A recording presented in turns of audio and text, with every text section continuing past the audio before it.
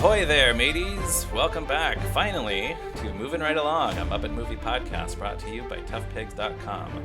We are about to set sail on a new voyage. That's right, this is now the podcast where we watch Muppet Treasure Island 2 minutes at a time and talk about it a lot.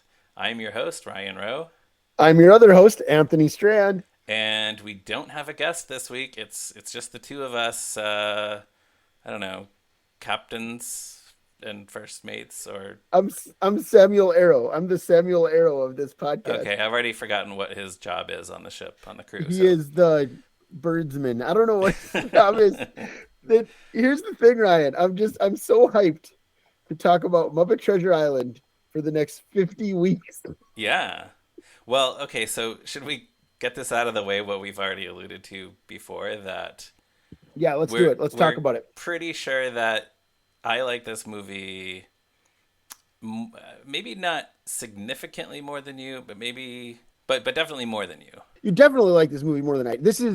So are we gonna do like our history with the movie and all? Like, should we just talk about that? Yeah, we can get into that right now. Sure. I saw this movie in the theater when it came out, which is what? You have the date there? February? Oh, no, I actually don't have the release date in front of me. We should probably find that out. Falling down on the job. I thought it was March. Was it March? I don't know. I know it was the springtime. Springtime, the only pretty ring time. Birds sing, hey ding. Okay. That's not a song from the movie. It's from Willy Wonka. It's from a much better movie. Willy Wonka and the Chocolate Factory. It's probably some real song, it's probably right? a reference to something, yeah. I only know it from that. Movie is. All right, let's see. Muppet Treasure Island was released on February 16th, 1996. Oh, okay. So I was 11 years old. I was in fifth grade, spring of fifth grade. Mm-hmm. And it was playing in Mayville, North Dakota at the Del Char movie theater. And my mom was going to take my brother Benjamin, who was 6, and my cousin Christian, who was 4, to see Muppet Treasure Island. Okay. And so I could either go with them to see Muppet Treasure Island or stay home with my brother Derek and my cousin Mick and watch Jury Duty starring Pauly Shore, which they had rented from Videos Plus. Well, I chose to go see the Muppet movie in the theater. And Okay. Here's the thing, Ryan. I loved it. I had such a blast watching the Muppet Treasure Island. And then I was like, another Muppet classic. They did it again. The Muppets are once again back. And you already loved Christmas Carol. You had seen the VHS I loved Christmas Carol, yep. Mm-hmm. And we had the Muppet movie taped off Disney Channel, as I've said. And Manhattan taped off Disney Channel. And then several months passed. My birthday is December 30th. And my parents got me the VHS tape for my birthday. I'm in 6th grade, 1996. Okay. And I remember watching it at my birthday. Like, I had a sleepover with like 3 friends. And we watched Muppet Treasure Island. And when I say this, like, I have to preface it with my friends were generally into it. Like, this wasn't like I watched it with my 3 other 6th grade friends. They were like, oh, Muppets are dumb. Yeah. That's not what happened.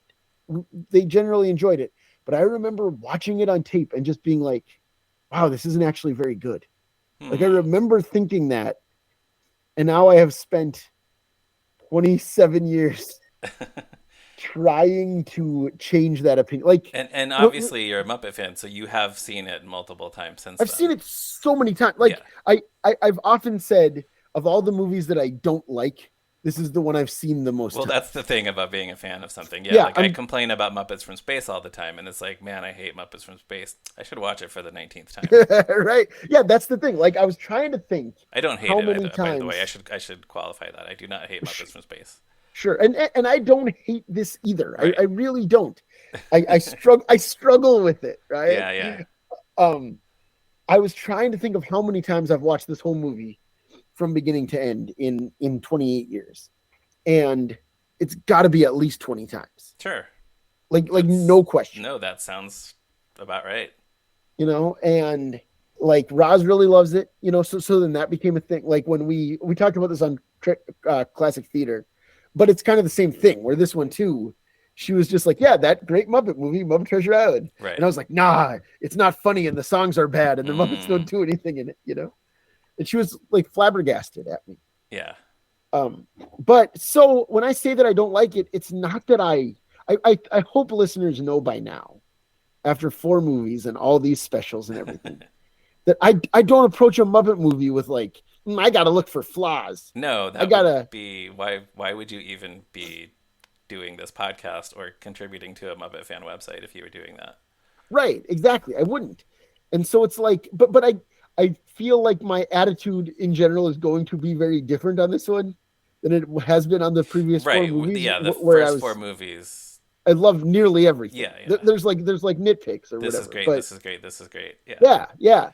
And this one, I feel like it'll be almost the inverse. But my goal, Ryan, is to approach this with like, this is 50 weeks. This is 50 chances for me to listen to you and our guests and hear what other people's opinions on this movie are. Like I'll say what I think too, of course, but like I want to be convinced. I want to watch this movie with new eyes and be like, yes, the Muppets did it again, a new classic. Yeah. Okay. We'll see. Yeah. So how about you? Did you see it at the movie theater? You probably did. I did. Yeah. I'm gonna take a step back. Even I've talked in the Christmas Carol season about how different things were before, like there were countdowns to trailers being posted on YouTube, that kind of marketing.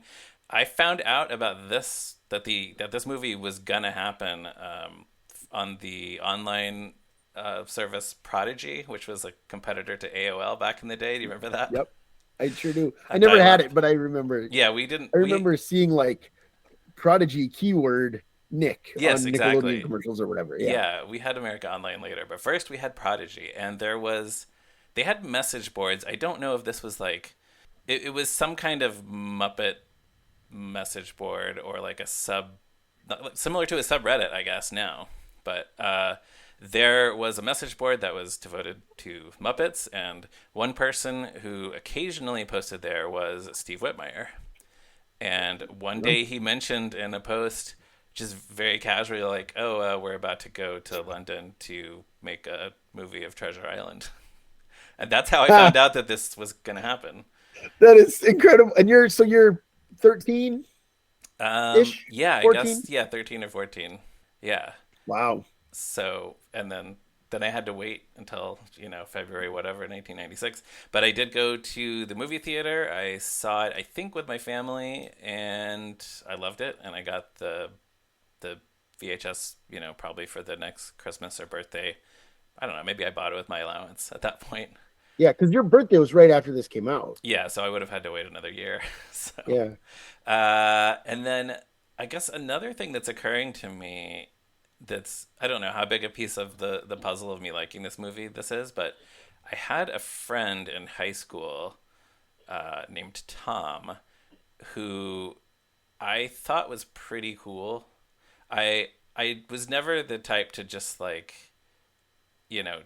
change the way I dressed or the way I acted because of one person that I thought was cool. For example, Tom smoked cigars. I never took up smoking cigars. In high school? In high school, yeah. Because although I thought he was cool, I did not think it was cool to smoke cigars. But I found out at one point that Tom loved Muppet Treasure Island. He thought it was like hilarious Monty Python style comedy. And that made me feel cool by extension. So like one time he was like, "Hey, you want to go to the video store and rent Muppet Treasure Island?" And I could be like, "Aha, I own that movie. So we can watch my copy of it." You said, "I don't have to rent it, Daddy. I own it." Exactly. So over the years, I have occasionally tried to track Tom down on Facebook and various other social media. I have no idea where he is or how to find him. If I could ever find him, I would invite him to be a guest on this podcast. But yeah, nice. So there was that, and then I guess I've always just kind of liked it. It's funny. Despite saying that I like it, I guess I would rank it no higher than 5th or 6th of the overall ranking. Sure. Just because like the first 4 are unimpeachable, and then I guess Muppets Most Wanted I would put ahead of it. So yeah, well that's me with 6 for me, but with a bullet. That's me with Muppets from Space. That as we'll get to. Like yeah, I always say I like it. I sometimes put it as high as 6th. You know what I mean? Yeah, like, exactly. So whatever. Yeah. But yeah. So this one, and I don't know. I feel like this conversation about is Muppet Treasure Island good is a thing that has been going on in Muppet online fan circles forever. Like as far back as I've been around. There was I mean, there's this thing about Christmas Carol where some people don't like Muppet Christmas Carol, and we had some of them on, and I know that. But with this one, it's just kind of like every time it comes up, it seems like there's always the people being like, "Oh, I don't like that movie," and then the fans being like, "What? No!" Like, just that's been happening just now on the Tough Pigs Discord, right? Where like Becca and I, our friend Becca and I, were saying we don't like this movie, and some of the newbies are like, "What? No, Muppet Treasure Island, that's the best. That's a great movie," you know? Really, you could get that reaction talking about any Muppet movie, although this might be where that change kind of in the chronology where the change becomes more it becomes more divisive. Where you might find some people who don't like Muppet Christmas Carol, the majority of fans like Christmas Carol. But maybe starting with this one is where with this and the movies after it are where it's more it's closer to evenly split. Right, and I think that's going to make for. I hope it's going to make for some interesting discussion on our podcast. Yes, because hope so too. We will have guests who feel very, very different ways about it. Yeah, you know, and I don't know. I hope good. Yeah.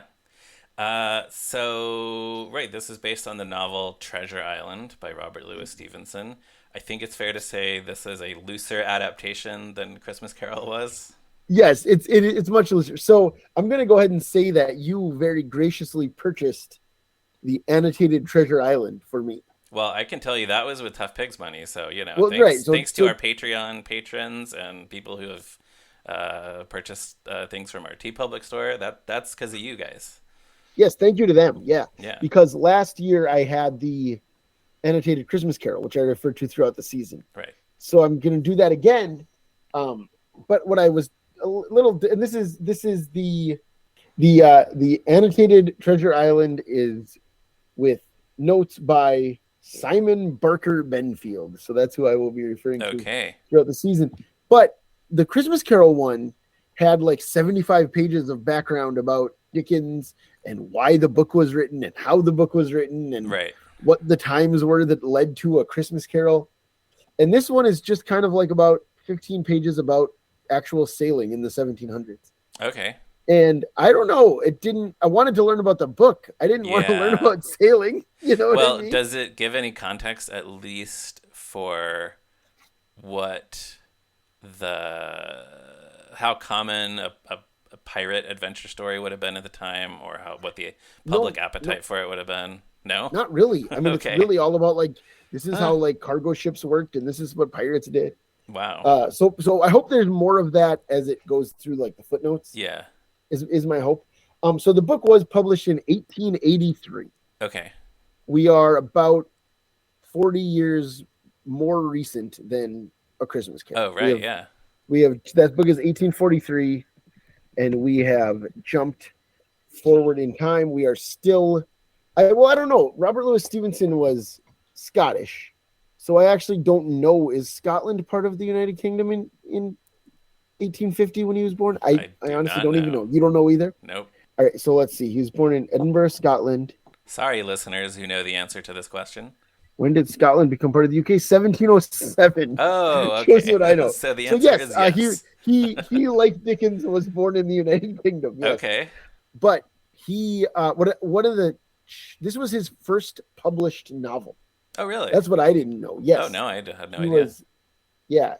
He was 31 when it was first published because like many Dickens novels, but not A Christmas Carol, which was published all at once, this was originally released as a magazine serial. Oh, okay.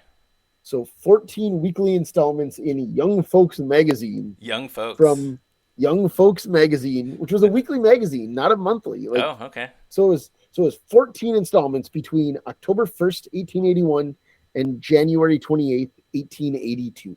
Okay, cool. Yeah, so October to January, just 3.5 months. Yeah. And then collected as a book the next year, 1883. Well, it's been a while since I actually read the book. I'm going to try to kind of read through it as we do this, but I actually still have my copy that my grandma gave me for Christmas 1988, which she Ah, wrote on the front page to Ryan, Christmas 1988. love it. But yeah, but the book and I think this movie successfully captures that adventure story vibe of like, oh no, the heroes are in trouble. How are they going to get out of it? And then you keep watching to find out how they're going to get Right. out of it, which makes sense if that was serially published. It was serial. Yeah, it Yeah, feels like a serial. Like now that I know that. yeah, Yeah, so I read this book also in sixth grade, which would be the year after Muppet Treasure Island came out. okay, So I guess that's why. I guess that's why I read it. yeah, And I remember enjoying. I haven't reread it since. I'm going to read it along with us watching. As I said, I'm reading the annotated. right. I'll read the text, which I did with Christmas Carol as well. I've just read A Christmas Carol so many more times. Oh Like, well, yeah, because that's you have a reason to, if nothing else. That's there's a holiday season when you right, naturally reach for a Christmas book, and right. there's And not a pirate season. Well, I guess there's Talk Like a Pirate Day. That's when I you should should read it read. every September 19th. Yes. I do love A Christmas Carol in a way that I love very few stories. I mean, like we Yeah. talked a lot in that season about how many different adaptations I have opinions on Yes. and stuff. And this one, I mean, a little bit. Like I've seen the 1950 Disney movie with Uh, Robert Newton, which I like. yeah. Patrick Troughton is in it.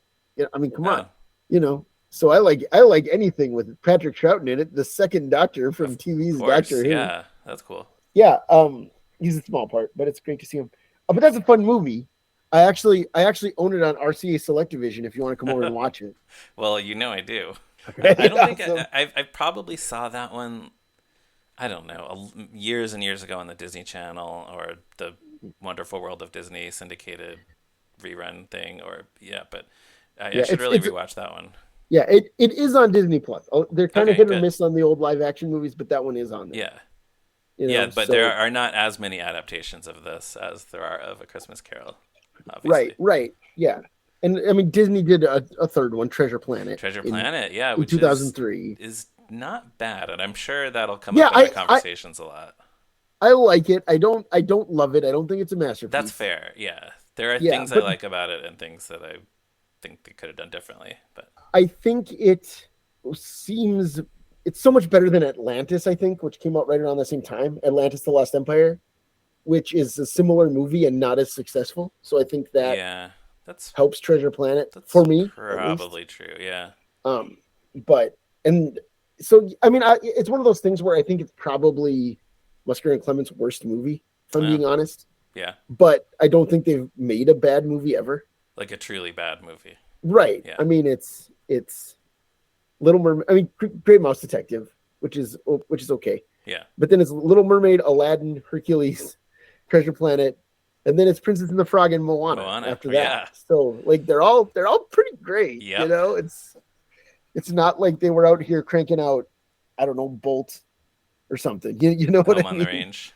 Yeah, exactly. Yeah. Sorry, whoever directed Home on the Range. I don't even know. Did Will Finn co-direct Home on the Who Range? I think he knows? did. Nobody I think he knows. did actually. No, nobody knows the answer to that question. All right. There's no way to know. Oh man, I was right though. Disney animator Will Finn did Wow. co-direct Home on the Range. Good The other guy is job. John Sanford, whose name I couldn't have thought of. Wow. Any, Okay. anyways, this is what I'm like, Ryan. This is my only Oh, I skill. know. I know. I think that's a really cool way to be. No, because I'm like that, but to a lesser extent. I just don't keep all that stuff in my head. I can't. I would Sure. if I could. Yeah. Another thing I wanted to mention early on here.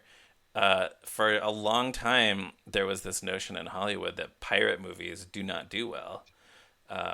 I've been doing my usual research. I have found less information and like old articles and things online about this movie than I have about any of the previous Muppet movies.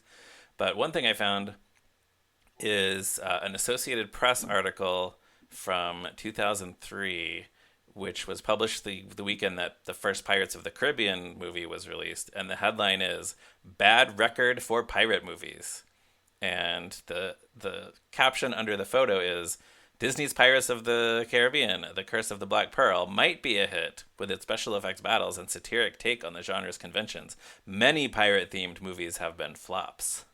So Then it goes on to mention the animated Sinbad movie and Treasure Planet Oh, and the yeah. 1982 The Pirate movie. Have you ever seen that? Is that okay? Is that the thing with Graham Chapman in it? I No, don't know. Yellowbeard is what I'm Oh, thinking right, with Yellowbeard Graham could be on Chapman. that Yeah. list, but the pirate movie is, I think, like a rock version of the Pirates of Penzance. Oh, interesting. Which that movie also is that a TV movie though with Kevin Kline? Oh, I don't know. That's around that time, And then the other one is 1995's Cutthroat Island, which is right? an Which came out infamous. right before Exactly, this, right? Is exactly. that was a fall A release, right? year before, yeah. Oh, But yeah, not even a year. I think like a couple months before. Yeah, Right. it's like a Christmas release or a Huge bomb, Thanksgiving. like infamous Yeah. money loser. So I just have to wonder what the Disney people thought when, first of all, when the Henson Productions people came to them and said, "Okay, we've decided on the next Muppet movie, and it's gonna be a Muppet pirate movie," and then again when Cutthroat Island failed so spectacularly at the box office, where they kind of, wringing their hands, hoping that the Muppet movie didn't fail so much, but. We'll get to all that later, I'm sure. Let's see. What else do I have before we actually get into these 2 minutes? Oh, this is just another little thing that I found in doing research from the Packed Directory of Independent Producers 1994. I found on Internet Archive. There's a page for Jim Henson Productions, which lists 3 projects that they currently have in development. It's The Muppet Treasure Island, a movie called yeah. And we should note this is the first Muppet movie that does not have the in its title. That's right. Yeah. This is a departure for them. Yeah. The Muppet Treasure Island, a movie called Seven Deadly Sins. They were in Sex and Violence, the pilot for the Muppet Show. I don't know. I Seven should have Deadly looked that Sins up on. pageant. I bet there's a page on Muppet Wiki for this Seven Deadly Sins movie that never got made. And then a second season of the TV series The Secret Life of Toys. That also didn't get made. So of the 3 projects that they were announcing were in development in 1994, only one of them got made, and that's this movie. So anything else before we get into these 2 minutes? Yes, actually, I want to send a thank you out to a listener, Tim Costello, who mailed me a Christmas present inspired by our Christmas Carol season of the podcast. He sent me the book Jacob T. Marley by R. William Bennett, which I have not read yet, but it's like a Christmas Carol fanfic about Marley's. It's like Marley's perspective. It's Marley's life, and it's a published. I think fanfic, but this is a published book. Like it was. Yeah. It was published by a publishing house. So thank you, Tim. Like that's very nice of you, and I'm excited to read it and get back to you about what I thought. That's very cool. You did not have to do that. Thank you. That's very sweet. Yeah. I wanted to thank him on air, because that's really nice to get a gift from a listener. Yeah, thanks, Tim. Okay, then we are talking about minutes 1 and 2 of Muppet Treasure Island, in which the movie begins, and so does the song, Shiver My Timbers. Okay, so this starts this clip with the Walt Disney Pictures logo. I think we talked about this last season, how we both wish that they still had this logo, just the very simple blue castle with the little fireworks arc. I mean, I fully admit that it's childhood nostalgia. Oh, yeah. But it's so much more exciting to me than the increasingly elaborate, long, it's too much. Pan over a river thing. It's too much now. Yeah. Way too much. Yeah, and they kept the old blue one for a long time. Yeah. Decades. Well, and then they started doing the variations on it, where it'll be burned into a piece of wood or whatever for Home on the Range. Yeah, the brown one. It's like a brand. A PG-13 movie, it would be brown, I think, something like that. Right, but Tarzan is against a tree in the jungle or whatever. Oh, really? Okay. Yeah. That's cool. I do like when studios play around with their logos. Yeah. Then we see the Jim Henson Productions logo. I know we've talked about this too, with the laser etch Kermit and then the little buzz, buzz, buzz insect that dots the I and the word Jim.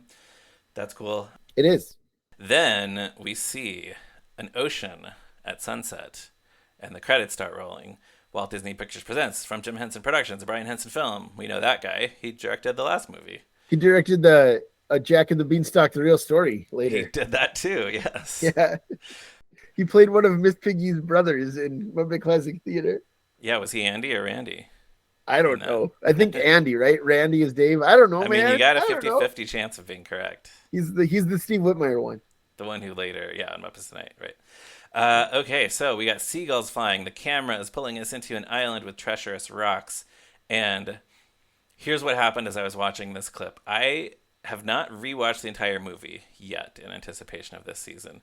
And knowing how much you don't like the movie and knowing how much some of our friends don't like the movie, I have been a little worried that I would be swayed toward liking it less. Aw. But as soon as I started hearing that music and I saw that shot of the ocean, I just started thinking like, no, no, I'm gonna like this. This is Yeah, that rules. That's yeah, great. That's this great is news. good. I don't want to ruin this No, movie I for know you. you don't. You I know must you know don't. that. Yes, of course I do. But it's like, yeah, this is a rip snorting adventure story. Sure. I do think it's a little deja vu here for the it's like we're instead of going over a cityscape, we're going over a landscape. But Yeah, it's like the same basic shots as the Muppet Christmas Carol opening. yeah, you're right. It's It's like a very similar. similar setup, Yeah, it's something to look at while the credits roll and the music plays. Yeah. And Yeah. like the font is similar. There's not the same font, but like it's like old timey, It's old you know. timey. This is kind of, I guess, supposed to be like what you'd see written on a treasure map. Right. And that was supposed to be like written on the front of a hymnal or whatever. You know. Yeah, yeah, but yeah, similarly old timey for sure. Some of the human cast is credited in these 2 minutes, but I think we should wait until we actually see them on screen to talk about them individually. Yeah, I agree. Uh, I do think it's interesting that we have four human actors listed. yeah, Because really only two of them are like main characters. Like significant. two of them are basically cameos. Mm-hmm. You know, but they're listed in because in Christmas Carol it's just Michael Caine.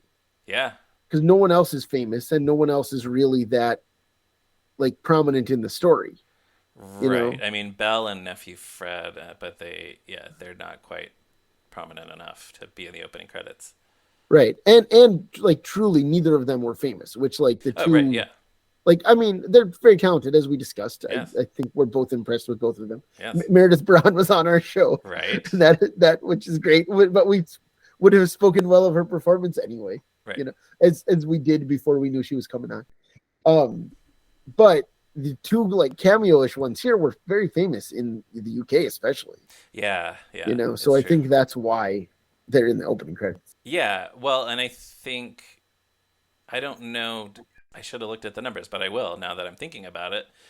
We should look at if we can find information on how well Christmas Carol performed in the UK specifically, and maybe Sure. they were hoping to reach that audience. I do remember reading a quote from Brian Henson. I don't know when it was, but at some point, somewhere in an interview, Brian Henson said something to the effect that in England, the Muppets are seen as more of a comedy property, more like Monty Python, as opposed to something for like kids and families. I don't know how true that is anymore, but I guess at one point it was.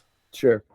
So then the Muppets are credited as if they are actors, like they were in Christmas Carol. Hmm. So you have with Kermit the Frog as Captain Smollett, Miss Piggy as Benjamina Gunn, the Great Gonzo and Rizzo the Rat as themselves. Gonzo's just playing himself this time. There's no Right. there's no Gonzo as Robert Louis Stevenson narrating the story. Right. And yeah, those are the ones, I guess. Right? Yeah, Fozzie's not credited in the opening. Nope, Bunsen and that's it. Beaker, Sam. Yeah, those are the ones. Which makes sense. I mean, they're the most present. Well, although Piggy's not really present throughout the whole movie. But she's Miss Pig.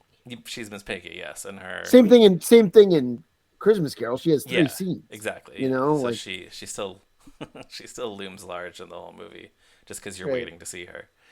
right. Uh, and then yeah, there's some things happening on screen. We'll talk about in a second, but I want to run through a few of these opening credits. Hopefully quickly. You got the songs composed by Barry Mann and Cynthia Weil. I think that's how you pronounce her last name. I believe so. I looked up a few clips online of, like her getting awards and stuff. Cynthia Weil, I think that's it. Muppet Wiki notes that they were primarily pop songwriters. Their hits include On Broadway, Blame It on the Bossa Nova. Which we just on Broadway we just talked about because it's on Kermit Unpicked. It's true. Yeah, George Benson sang it with George Clifford. Benson sings it with Clifford. Yeah. Yeah. Who put the bump in the bump? Who put the bump in the bump bump bump is apparently the name of that song. Just once, and we got to get out of this place. Muppet Wiki quotes Cynthia Weil saying, "We went for a Broadway thing here. When we began working with Brian Henson, we wrote the first song like a kid song. That song was dropped. We looked at the rest of the Muppet movies and saw how hip the music was. It was a challenge to write the songs from a theatrical standpoint instead." So it is an interesting choice because they wrote all these legendary hit pop songs. They also wrote or co-wrote "You've Lost That Love and Feeling," "You're My Soul and Inspiration," "Make Your Own Kind of Music," "Here You Come Make your Again." own kind of music. Make your own kind of music from Lost. You got to call it by its proper name. I can't separate it from that scene in Lost. No, The first me scene neither. of season 2 of Lost. Yeah. Yeah, that's just what it is. Yeah, that's what I hear that song and I feel like I'm in the Yep. hatch. You just think You of a know? guy run like on an exercise bike, making his breakfast. Yeah. Yeah, and then he Punching says, numbers into a computer. and then he says, "I love you, Penny. I'll never leave you again, Penny." But he doesn't say it for like 2.5 seasons. Right, But he doesn't but say it's it totally yet. worth it when he does. It's Right. a great show. Yeah. But a few years before this, they had written the song "Somewhere Out There" from the movie An American Tail. So they had ventured into writing songs for movies. Right. The score, music composed by Hans Zimmer. This guy has 244 composer credits on IMDb going back to 1982. It's kind of wild that Hans Zimmer wrote the score for a Muppet movie, isn't it? Yeah, Like, when you really stop and think about it, yeah. I mean, he had just done The Lion King. Like he just won an Oscar for The Lion King. Yeah. The previous year. Yeah. You know, like we're less than a year. I think we're less than a year after the Oscar ceremony when this Must be, yeah. when this came out, right? Right. Because Oscars would have been in March. So like you had a relationship with Disney and like doing family movies at Disney or whatever, already established. But like and he wrote the score for another pirate movie at Disney a few years later. He wrote the score for the first Pirates movie, didn't he? Am I misremembering? He's a couple of them. I don't know if he did the first one or not. I didn't write all Okay, of them yeah, down, he did but some of them anyways. yeah. But yeah. No, but he's one of the guys. Like, if you ask a movie fan to name one of the famous composers working in movies in our lifetimes, he's on the list for sure. Yeah, he's like one of the top 5. Just some that I wrote down: Rain Man, Driving Miss Daisy, Thelma and Louise, A League of Their Own, The Lion King, The Rock, As Good as It Gets, Gladiator, The Dark Knight, Inception, Hidden Figures, Top Gun Maverick, and of course the TV series Thunderbirds Are Minecraft. That's one of his credits. I don't know what it is. I was fully expecting to be of course to be the theme from Johnny English. Oh, Because that's one of his credits on it's one of his credits on Nice. IMDb. Great. Yeah. But Good for apparently him. just the opening theme. Like Okay. he didn't write the score for the movie. Okay, I want to know more about that now. And then But yeah, Inception, right? It's the thing, I guess right? he did that. Yeah. That's all him. That's yeah. him. Yeah. Which is like one of the most influential score things of the past of the Definitely 21st century. Yeah, really, definitely you know? influential on movie trailers because that was in the trailer, and And then it was in every trailer. every trailer now has to have a droning sound.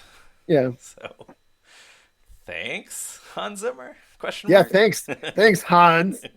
Line producer Selwyn Roberts, I actually did not really delve into those credits. Yeah, he apparently was a producer on X-Men 2 a few years Okay. later, which is a movie that I really love.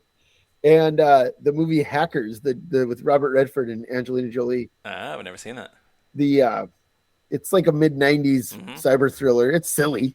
Yeah. It's one of those movies that's like fun because of how much our understanding of the internet has changed. Yeah, 1993. Yeah. So that's a few years even before the movie The Net with Sandra Bullock, where it's like revolutionary that she's going to a website to order pizza. Yeah, she's going to pizza.com. Is that what it is? Like Pizza.com? Something like that.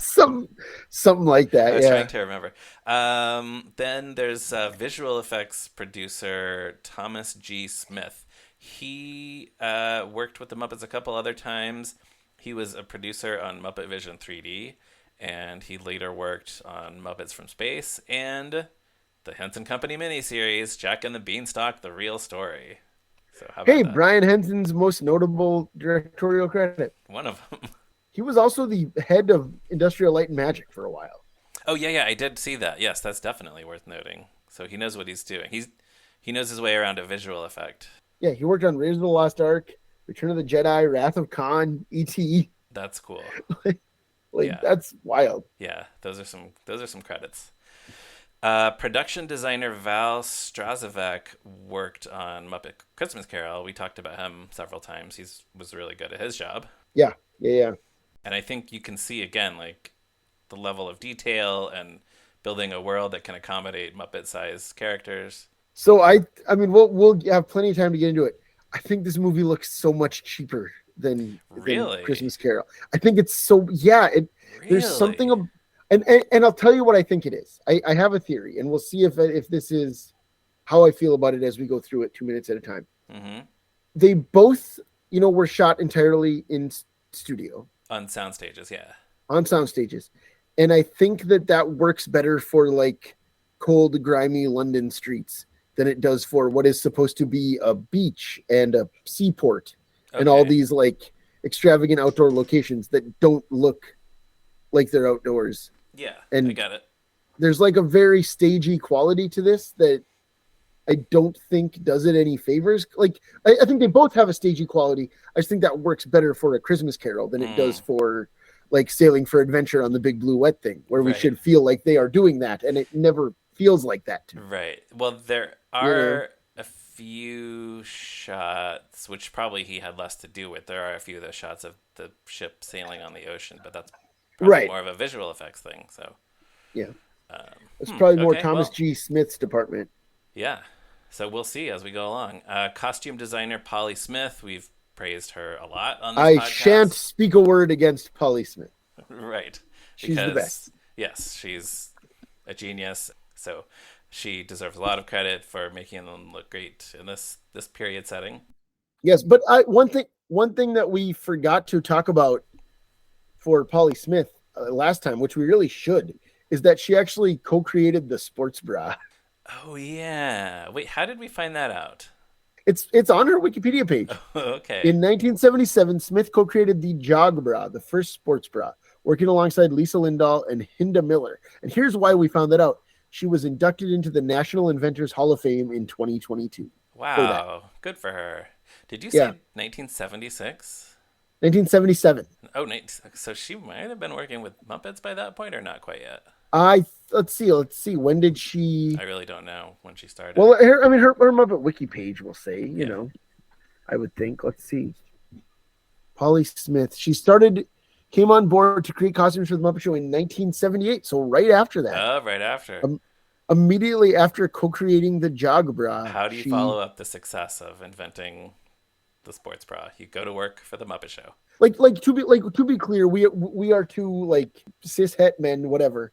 But like that's a big deal. Yes, yes, that's huge. Like She we're not like trying to slag that off or make it No, sound no, like no. a She like a should joke be thing in or the something. Inventors Hall of Fame Yeah, or whatever no, you said that's it was. Yeah, incredible. yeah, Like yeah. The director of photography, John Fenner, he also served in this capacity for the Muppet Christmas Carol, and I think maybe we didn't single him out quite enough as we have with past cinematographers for these movies. although I think we did talk a lot about how great that movie We looks. did, yes. I You know, think you and I and some of our guests even said it might be that Muppet Christmas Carol might be the best looking Muppet movie. I think this one looks really good too. We'll see as we go along, but I think it's pretty close to Christmas sure. Carol. Yeah, my gut instinct is to Just disagree, but I do well, want to see. Like just in I want to go into it with an open mind. yeah, just in terms of it looking like a movie. I don't know. Yeah, it does. Well, compared to Muppet Classic Theater, yes. Sure, but yeah, that's a different kind of thing. I don't know if we talked about this. He also collaborated with the Henson crew on The Storyteller, Teenage Mutant Ninja Turtles 1990 movie, and Jack and the Beanstalk: The Real Story. It all comes back. It all comes back to that. Maybe we should do a bonus episode. So okay, so things that are happening in these 2 minutes. The first Muppet that we see on screen, who is it? Is it an ink spot It's an ink again? spot again. Yeah, Yeah, just like like in the the last last movie. one. Yeah, Yeah. It's, as with so many of this, like we're talking about all the crew that are back or whatever, and the Right. shots look the same. Yeah, this really It's feels just like that's a sequel almost. it really does. Like it clearly is like this is what we're doing for Muppet movies now. Yeah. You know, and I'm as we've discussed, it also is why people talk about that all constantly, right? We need Muppet Pride and Prejudice or whatever. yeah, this is where Like people got that these idea. two movies are why that's a thing. Yeah. Yeah, people think that that's what the Muppets do all the time or should do all the time or need in all caps to do all the time. Yes, I need to see Muppet Pride and Prejudice. Yes. A story with a mostly female family, They need starring to the make famously mostly male Muppets. Right. I always think of that one because I'm amused by it. Just Yeah. the idea that people like the type of people who say that kind of stuff would be like, oh, okay, I need Hilda as Mrs. Bennet. I need Mildred as Jane. I need Yeah. Annie Sue as Lydia and Miss Mousy as Kitty. Yeah. You know, No, well, I've said this before. I really do think Mildred should make a comeback as a as real character. as Jane Bennett in Muppet No, Pride I and just mean Prejudice. in general. I think the next Muppet project should have Hilda Should have. as yeah. Oh, you said bring back Hilda. I thought you said. I I thought mean you said Mildred. Mildred. I did say Mildred, and I meant Mildred. Yeah, I think that uh, any number of talented puppeteers could play Mildred. I think Stephanie DeBruzzo would make a great Mildred. Yep. I think Leslie Carrara Rudolph would make a great Mildred. Yep. You know, I think just do it. Bring her back. Yeah, why not? Yes, It'd be they great. really should. So now we're moving all around this island.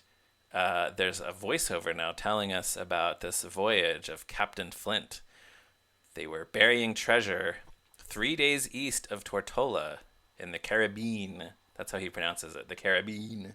Caribbean. Yeah, we're not gonna say who it is because we're gonna discuss him later. I think we should wait and reveal it when we see him next time. Okay. Yeah, that's fine. Yeah. So you gotta keep listening, listeners. You gotta come back. I'll give you a hint. It's a Scottish accent. Mm-hmm. So I had never stopped to wonder before if And it's not Robert Louis Stevenson. No, unfortunately, Robert Louis Stevenson was not available to do this voiceover. By the way, I forgot to say earlier, he died when he was 44 years old, by the way. That is really young. Only 13 years after Treasure Island was serialized. Like Wow. it's his first novel. So, yeah, he didn't live very long. And he wrote some other hits, right? Kidnapped and Dr. Jekyll and Mr. Hyde. Yeah, Dr. Jekyll and Mr. Hyde, yeah. A Child's Garden of Verses. Oh, yeah, that was him. Yeah. Yeah, that shows some versatility. Yeah. I had never stopped to wonder before if Tortola is a real place, but I Googled it, and it is. Today, it's the largest and most populated island of the British Virgin Islands. So if anyone out there has a boat, you want to go to Tortola and then just go 3 days east, and you'll find this island that has treasure buried on it. So the voiceover says, blood and gold were Flint's trademarks, and he'd leave both behind him that day. So I think this voiceover, this musical number is kind of the movie giving us a clue that this is going to be a little darker than what people might expect from a G-rated Muppet movie. Right. Because already there's talk of blood and like this is kind of a spooky sounding song. We don't see the faces of this crew, but we see that they're hauling all these big treasure chests onto the island. In the last 15 seconds of the clip, the song Shiver My Timbers does start. This is somewhat reminiscent of Look Down from Les Miserables. It's kind of I can see that. Yeah, tonally, and it's setting the tone of this dangerous, foreboding world of pirates that we're about to enter into. Any thoughts yet on Shiver My Timbers? I think I'll save them for next week. Yeah, I'll say this.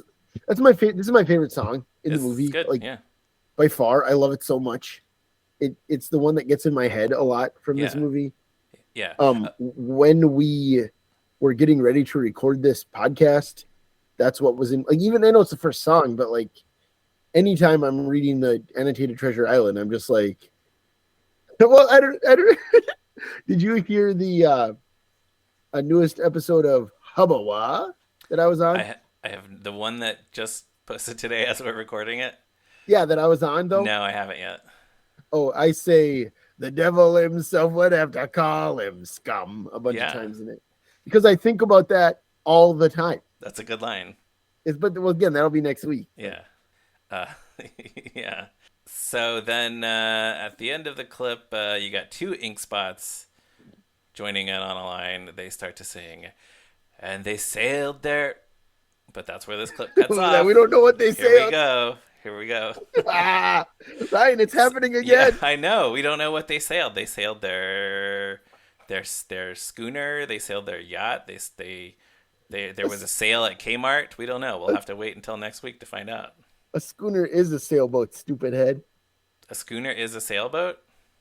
It's from Mallrats, Ryan. Oh. The little kid says it to Ethan Suplee. When he's looking at the Magic Eye poster. Yeah. Yeah. Remember that like 20 years ago when we were both big Kevin Smith heads? Yeah. We can cut that out if you want. That's just... Well, I thought you would recognize that reference. Listeners, let us know your favorite line from Mallrats. So yeah, but that's it then. So any other thoughts on these 2 minutes? Let me check the old noties here. Noties. No, that's it. That's all I had. Okay, then with that, we will. I keep thinking I should make all these like nautical piratey references. Like with that, we'll put the treasure back in the chest until next week. As always, thanks to Morgan Davy for our show's logo. And also, as always, you can find Tough Pigs on the internet at toughpigs.com. We're all over social media, as well as TeePublic and Patreon. You can check out the Tough Pigs Discord server, where lively discussion is happening. Let us know what you think of this movie or this song or these opening credits or whatever by writing to us, sending us an email at movinrightalong@toughpigs.com. You can find me on Letterboxd at Movies Are Neat. Anthony is on Letterboxd at Zeppo Marxist. I am on Blue Sky at me, Ryan Rowe. Anthony is on Blue Sky at Durwood Clapper. .bsky.social. What I don't know if you even have to specify that. Yeah, I don't think so, but yeah.